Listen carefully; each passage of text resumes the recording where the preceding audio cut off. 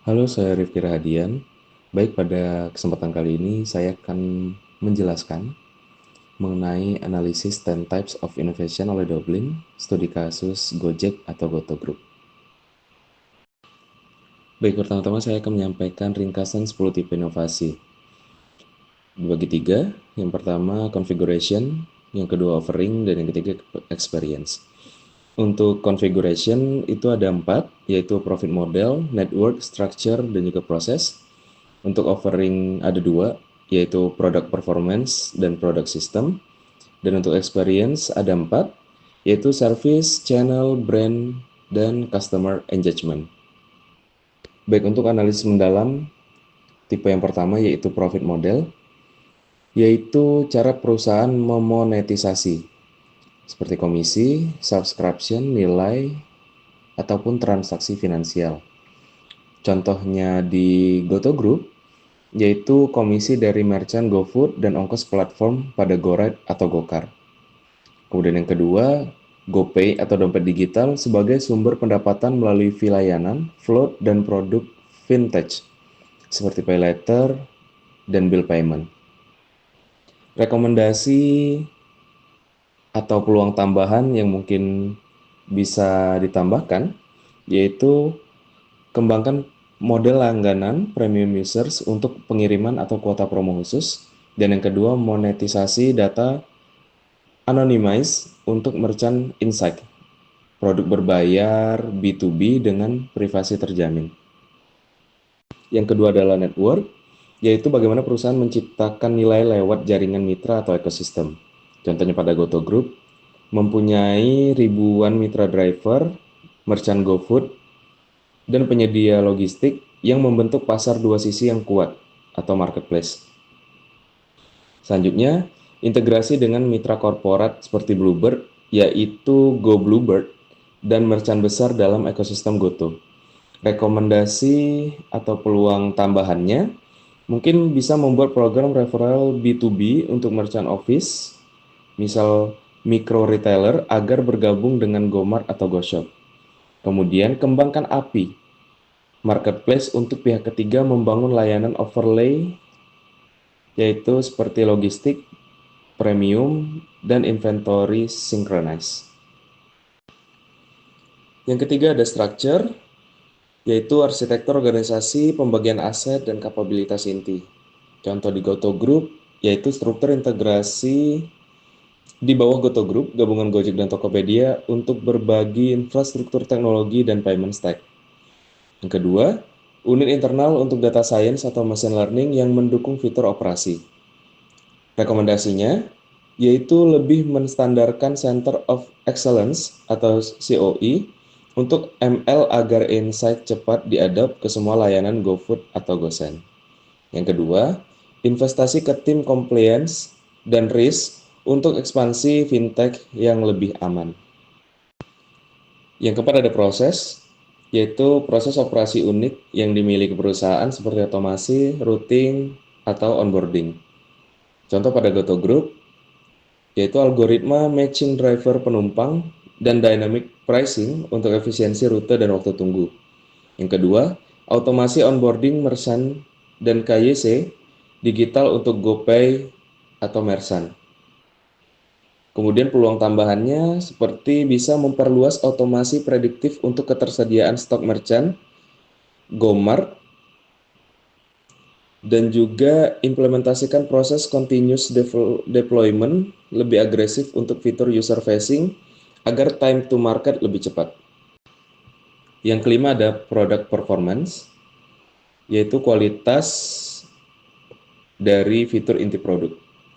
Contohnya pada Goto Group, yaitu kita ambil GoRide atau GoCar yang mempunyai layanan cepat, fitur keamanan, share trip, dan rating driver. Kemudian di GoPay, kecepatan transaksi, integrasi di banyak layanan, in-app plus merchant offline. Kemudian untuk rekomendasinya, yaitu bisa meningkatkan fitur keselamatan, sensor wearables, verifikasi video singkat sebelum trip untuk meningkatkan pelayanan keamanan. Kemudian bisa juga mengembangkan fitur personalisasi rekomendasi GoFood berbasis preferensi rasa dan riwayat pembelian. Kemudian yang keenam ada product system, yaitu produk yang saling terintegrasi. Bisa dibilang seperti paket dalam platform. Contoh pada Goto Group, yaitu super app yang menggabungkan transportasi, food, delivery, pembayaran, dan hiburan dengan sistem cross-selling antar layanan. Kemudian yang kedua ada integrasi GoPay sebagai payment layer untuk seluruh produk